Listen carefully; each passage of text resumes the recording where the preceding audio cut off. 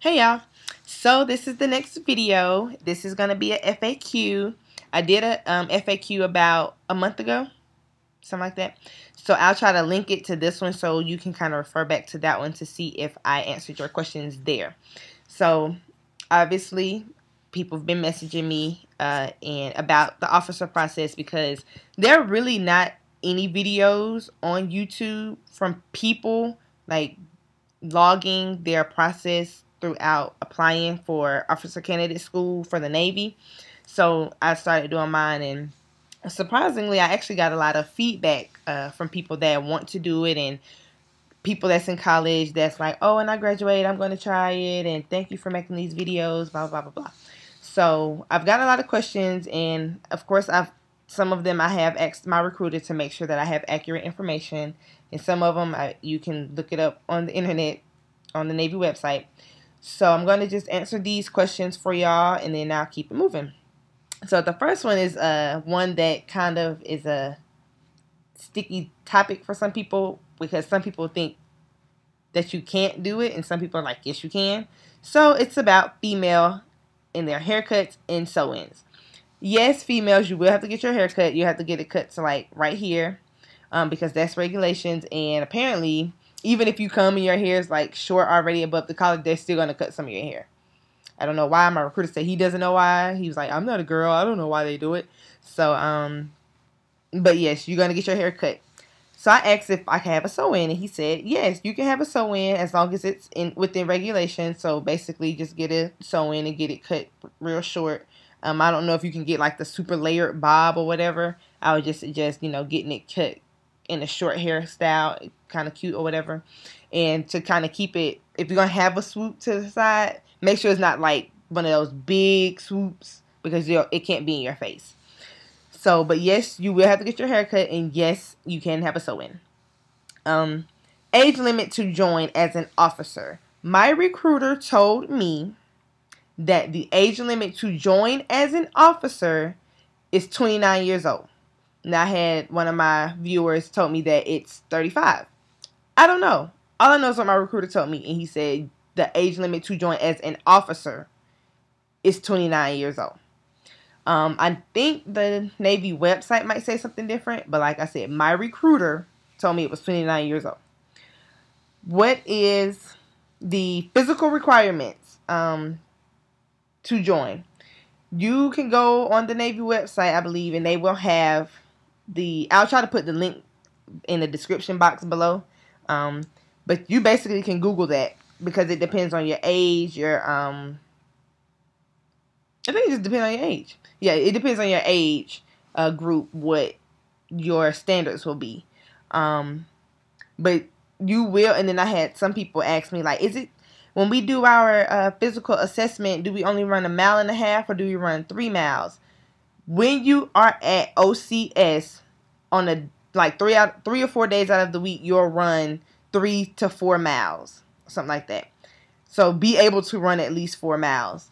But when you do your physical fitness assessment, you only have to run 1.5 miles, and then it'll tell you what your time limit has to be for it. So just kind of Google that, and you can find out that information. What does having a master's degree make your application easier? It helps me be more competitive because when it goes to the board, I have a master's degree, I have work experience, so not going to say it makes my application easier, like the application process itself easier, because you only have to have a bachelor's to apply, but it does help me be more competitive.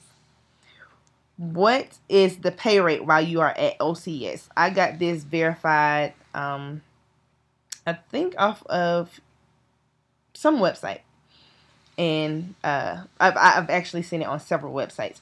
And I think I've seen it on the OCS website. Your pay rate, matter of fact, yes, I have. If you go to the OCS website, I'll post it in the description box.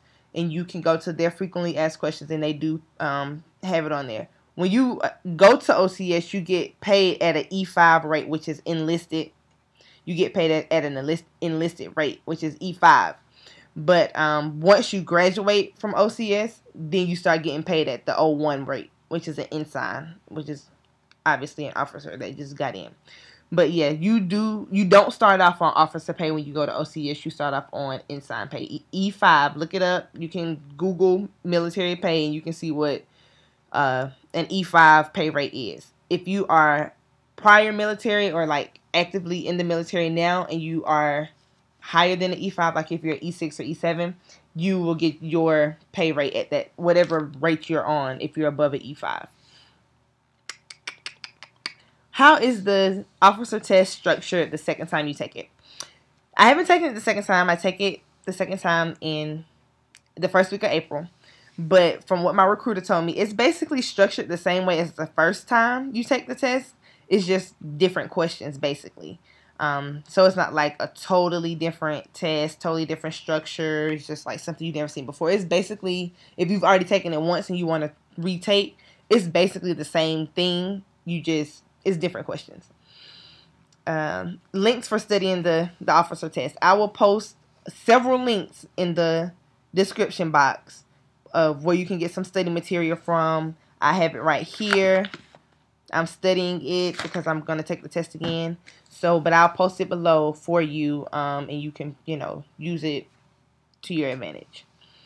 What job are you trying to get?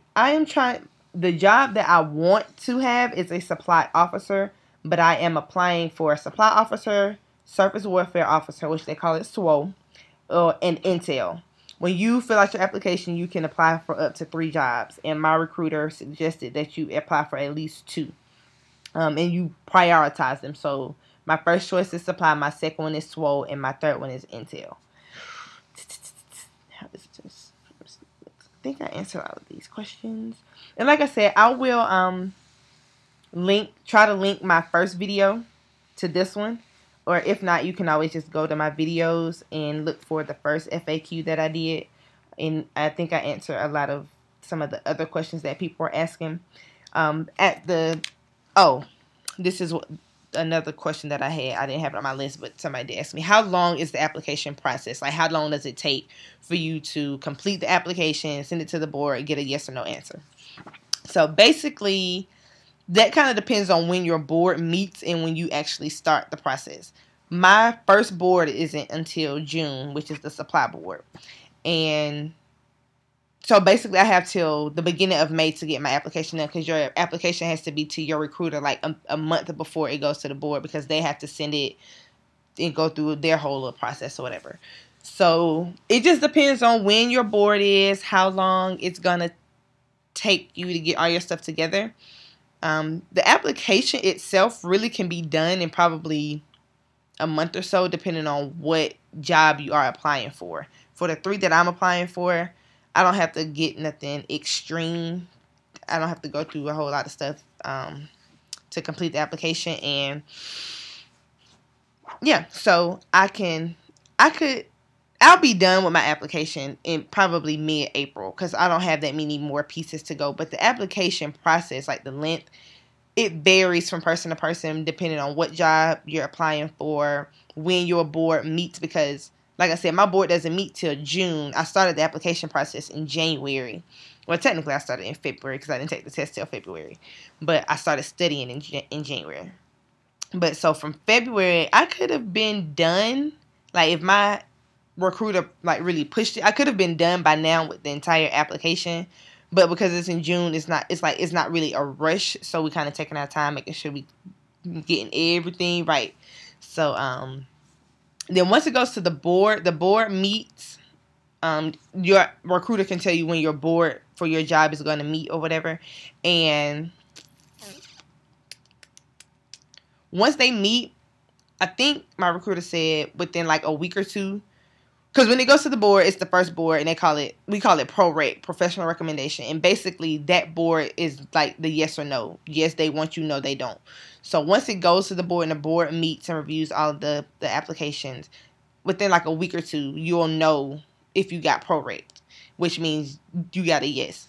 So within a week or 2, your recruiter should be able to tell you if you were ProRec or not. If you do get a ProRec or professional recommendation, then you just have to wait, because then I think that's when you have to send in your stuff from MEPS, like go to MEPS to have your physical done. So you have to send in your stuff from MEPS, and I think it's like 1 or 2 other things you have to submit once you get ProRec, and then that goes to the final selection board. And usually, from what my recruiter told me and from things I looked up on Google, basically if you get a ProRec, you're in. Like, unless you can't pass the physical at MEPS, that's really going to be the only thing that holds you down, or between the time you apply and the time you get ProRec, if you got locked up or something, or got a tattoo that was out of regulations or something crazy.